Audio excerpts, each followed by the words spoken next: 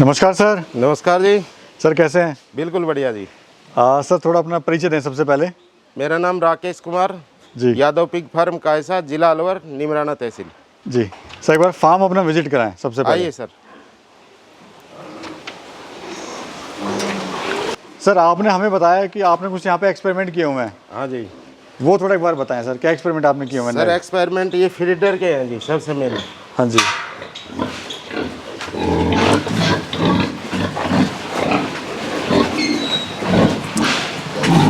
देखिए सर, ये फीडर है। इस फीडर के अंदर दो बॉक्स है अंदर। एक बॉक्स में मादा का फीड है, एक में पिगलेट का है। जब हम इस फीडर को भर देते हैं 2 से 3 दिन तक ये चल जाता है। यहाँ पे मादा फीड खाएगी तो मादा का फीड आता रहेगा ऊपर से, और इससे नीचे चलेंगे तो ये पिगलेट का फीडर है। इसमें पिगलेट फीड खाएगा, अंदर से फीड आता रहेगा। जिसको भूख लगे जितना खाना हो वो खा सकता है, अपनी इच्छा से खा सकता है। यस। और सर मैं देख रहा हूँ आपने ये यहाँ पर गोल गोल क्या बनाया हुआ है? ये सर, जब मादा ब्याती है उस टाइम बच्चों को दबाने की अक्सर दिक्कत आ जाती है कि बच्चों की मोडलिटी ना हो, तो इसके अंदर बच्चे डाल देते हैं, गेट के बंद कर देते हैं। हाँ जी। जैसे अब ये बड़े पिगलेट अंदर घुस रहे हैं इसी तरह। जी जी।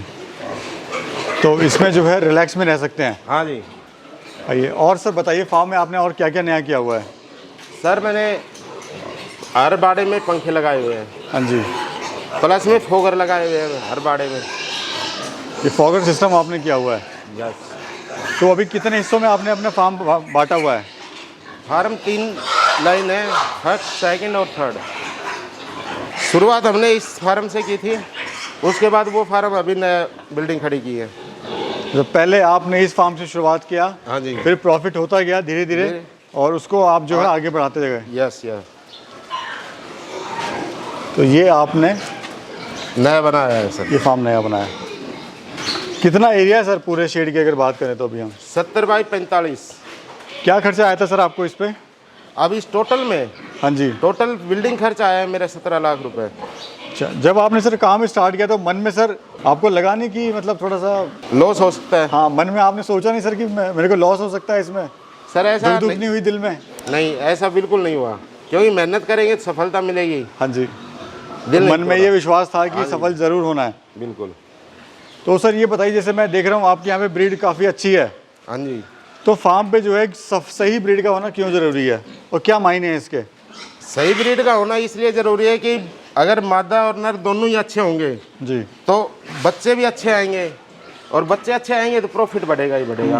अब मैं आपको एक ब्रीडर दिखाता हूँ। ये 8 महीने का है, और इसके देखना आप ब्रीडिंग के जो ये पहलू होते हैं, टेस्टिकल्स। हाँ जी, जी, ये जी। देखो इतने ज़बरदस्त हैं जिसको याद नहीं। इसको बड़े केयर के साथ मैंने तैयार किया है अपने फार्म पे ही। जी। और आपने बताया सर इसकी जो माँ थी उसने सिर्फ एक ही बच्चा दिया? एक ही बच्चा दिया था। वो ये है? ये है। कारण ये हुआ था कि इसकी मदर को हमने, जैसे हमारे पास इससे पहले एक सांड था, वो थोड़ा कमज़ोर पड़ गया था, सर्दी का टाइम था, बीमार हो गया था।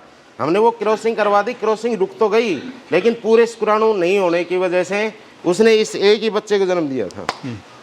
तो कुल मिला के कैसा काम है सर? काम बहुत अच्छा है। काम बहुत अच्छा है, आपने सही बोला। और तभी आपने एक फार्म से 2 फार्म, अपने 2 पार्टों में इसको बांट लिया है। यस सर दूसरा जो फार्म है वो बंद क्यों जाते हैं? आप इसको सफलता से कर रहे हो। देखो जी, सबसे मेन है मैनेजमेंट। जी। मैनेजमेंट रखना बहुत ज़रूरी है, और टाइम टाइम पे वैक्सीन वगैरह, दवाई वगैरह का भी ध्यान रखना चाहिए। ट्रेनिंग वगैरह सर आपने लिए कहीं से? हाँ जी, मैंने ट्रेनिंग ली है। तो ट्रेनिंग का सर कितना महत्व अगर बात करें तो? ट्रेनिंग का बहुत महत्व है जी। उसमें जानवर के कौन कौन सी बीमारी आती है, कौन से टाइम वैक्सीन होनी चाहिए, कौन सी बीमारी का क्या लक्षण है, ये सब बातें बताई जाती हैं। तो क्या क्या पॉइंट जो ज़रूरी हैं जो सीखने चाहिए? यही वैक्सीनेशन के सबसे मेन पॉइंट है जी। वो सारे पॉइंट पता होने चाहिए कि कब वैक्सीन लगनी है, कौन सी लगनी है, पूंछ वगैरह काटनी डोज है। होनी चाहिए जी।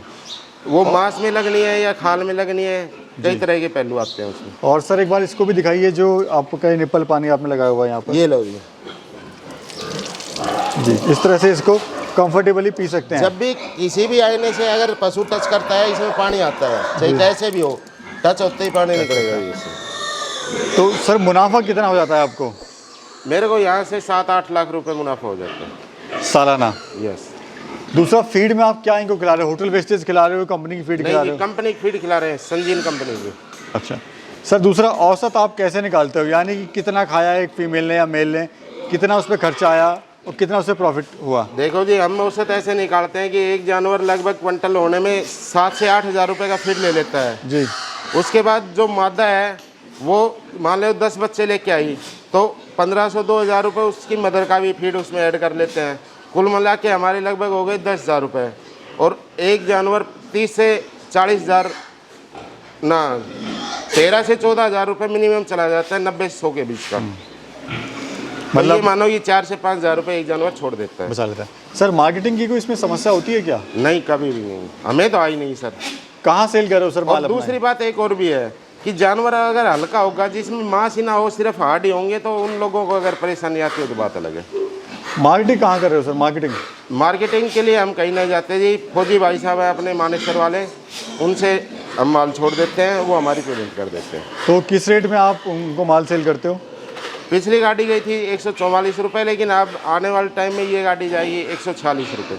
तो पेमेंट आपको कैसी मिलती है? नकद मिलती है या फिर कैसे मिलती है पेमेंट? 3 से 4 रोज में मिल जाती है या चेक मिल जाता है हाथ के हाथ। जब आपने काम स्टार्ट किया था सर, तो आपको इसमें समस्याएं क्या क्या आई थी, चुनौतियां क्या क्या आपको इसमें आई थी?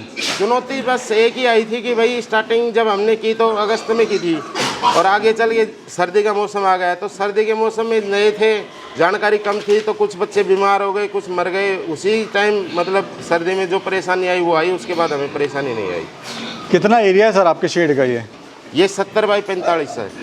दूसरा सर, कोई अगर कोई गरीब फार्मर है, इसके पास कम पैसा है, कम बजट है, वो किस तरह से फार्म अपना स्टार्ट कर सकता है, या उसको स्टार्ट करना भी चाहिए या नहीं करना चाहिए? मिनिमम कितना बजट वो लेके चले? देखो, कम से कम अगर सेड वगैरह नॉर्मल भी लेके चले तो 5-6 लाख का तो बजट हो बंदे के पास। हाँ, तो वो 10 एक जानवर लेके काम शुरू कर दे, उसके साथ छोटे बच्चे डाल दे 10-20, जो थोड़ा टाइम बाद कुछ पैसा आ जाए हाथ में फीड वीड का।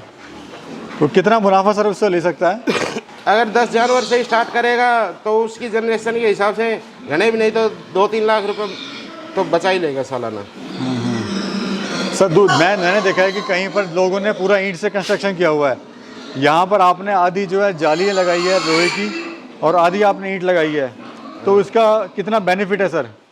देखो जी, अब बाड़े वगैरह सफाई करते हैं, अगर सफाई का भी विशेष ध्यान रखेंगे और सफाई अच्छी रहेगी तो बीमारियां ही नहीं आएंगी।